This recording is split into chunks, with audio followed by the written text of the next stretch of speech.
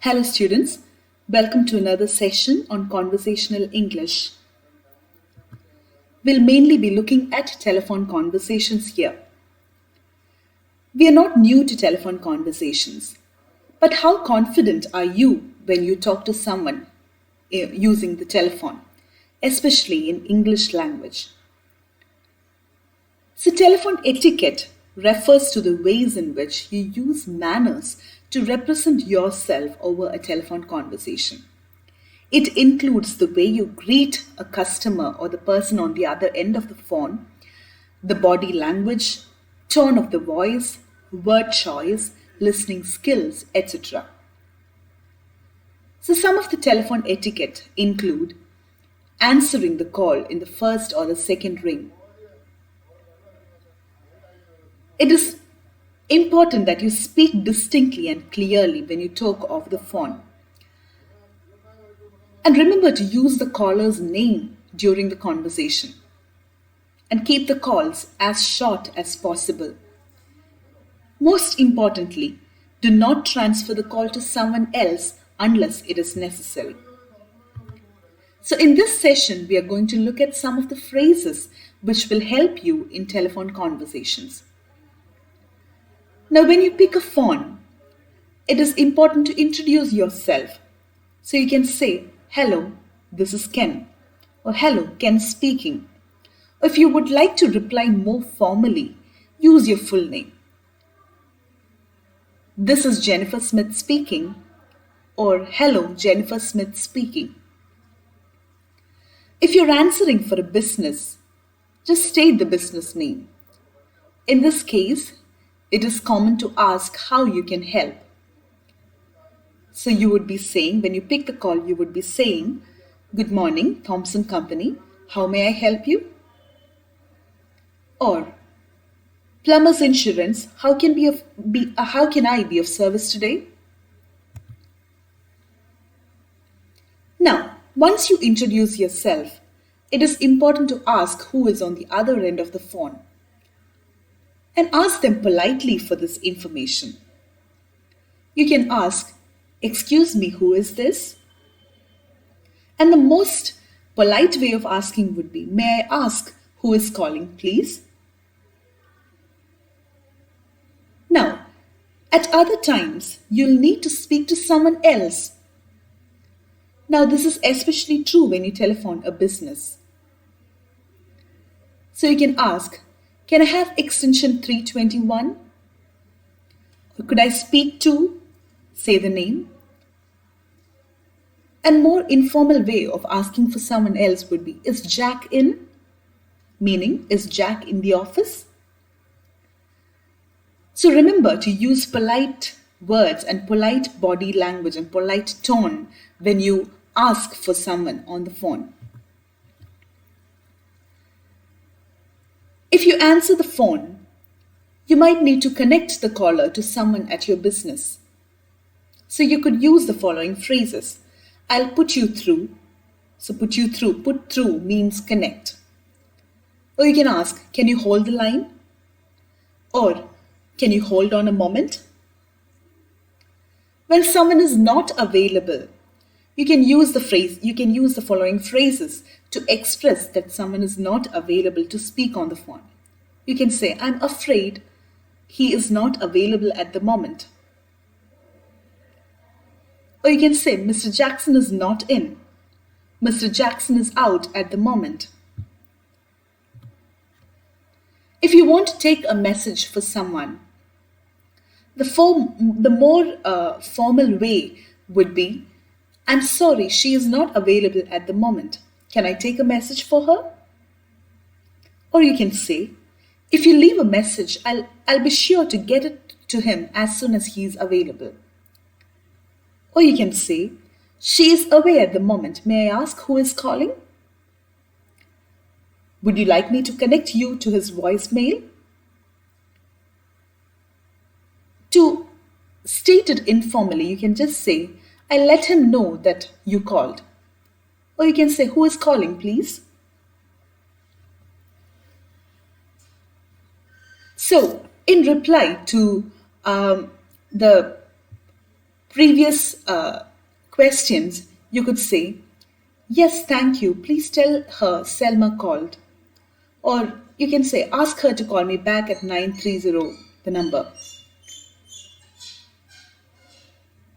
Could you have her return my call tomorrow? Please tell him I'll available on Thursday at 9. Yes, please put me through her voicemail. Thank you.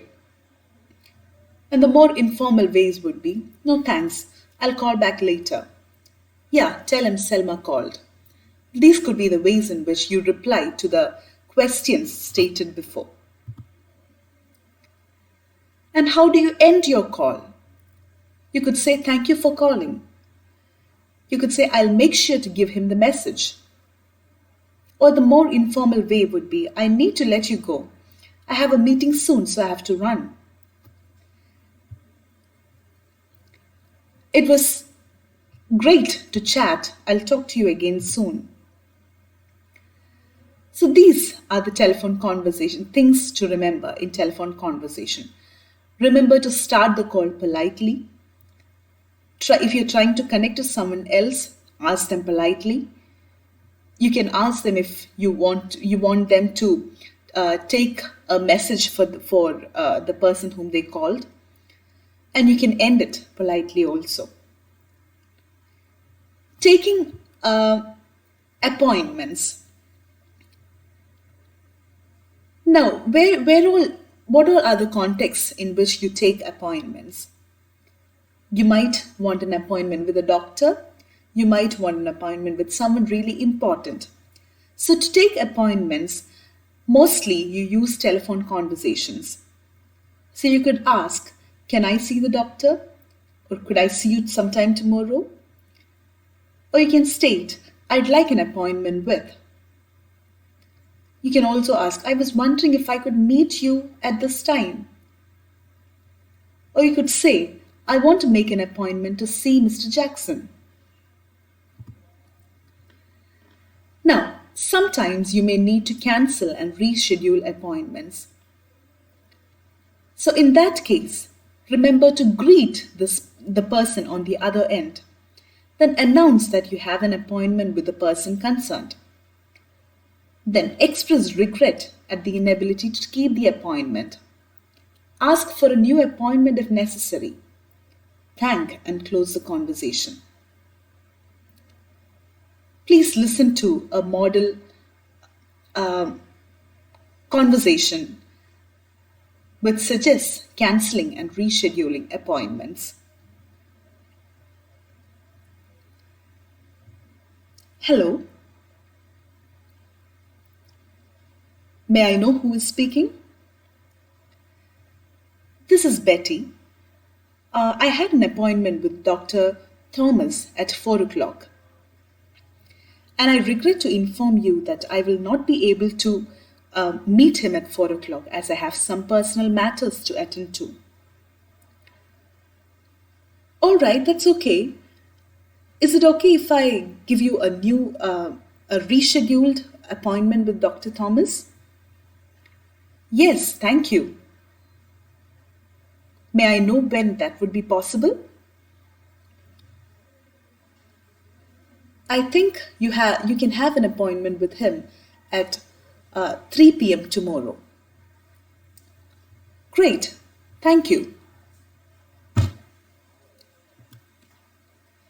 Moving on to the next session, small talk. Now, what is a small talk? Small talk is a casual conversation between two people. Now, small talk goes through 4 different stages. The first one is initiating.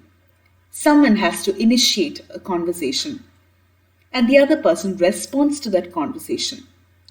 And the person who initiated the conversation needs to sustain the conversation, and the person who is listening needs to follow up. So how do you initiate a conversation? It can be by a greeting, or by asking a question, or by making a statement. Suppose you are standing at a bus stop and you want to initiate a conversation with a stranger standing next to you. So you could ask them a question. What is the time, please? Or you can make a statement there. You can initiate the conversation by saying, I have seen you somewhere, you look familiar. That is initiating. Responding is the other person to whom you're speaking replies. That is when you respond. For example, in social situations, a conversation opener would be a question. Have you been here long? Response. Well, 3 months. No, I've just arrived. Or at a conference, the conversation opener would be, are you from here? Have you been here before? Response would be, yes, I've been here since my childhood. Or, no, I'm from Bangalore. Or, trying to place someone. Have we met before? You look very familiar. Did you study in this college? The response would be, I don't think so. Or you can say, yes, your face is familiar too. So these are the ways in which you initiate a conversation and respond to it. Now, at times, it is necessary to interrupt a conversation. Remember, interrupting a conversation is not a good thing to do, but then when it is necessary, try to do it very politely. For example, if the reason for interrupting the conversation would be to call an attention to you, you could say, excuse me, or you can ask, may I interrupt? Or you could also say, I would like to share something with you.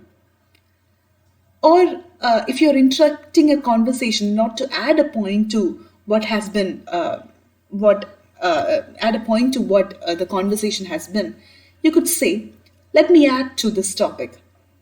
Or you could say, while you're on the topic, let me bring your attention to. Similarly, when you want to add a point, when you want to cut a conversation short, or when you are in agreement with someone, when you want to contradict, you can use the phrases that are shown here. And these are polite ways of interrupting a conversation. Similarly, you initiate the conversation, you respond to the conversation, and then you need to sustain the conversation. How do you sustain the conversation? You can bring in certain topics which will help you build the conversation, like weather, or food and customs, or current affairs, and so on. And remember to use polite phrases when you close a conversation. Do not cut the conversation abruptly. So you could say, see you soon. The response could be, see you soon. Or, I must be going. And the response will be, goodbye. And when you talk, if it is to a stranger that you have been having a conversation with, you could use the phrases like, I'm pleased to have met you. The response would be, I'm pleased to have met you too. Or, it's been very interesting talking to you. You could say, same here. These are the ways in which you close a conversation. So I hope these phrases and expressions will help you in having an effective conversation with a stranger or with your friends or with someone, especially when you're talking in English language. Thank you.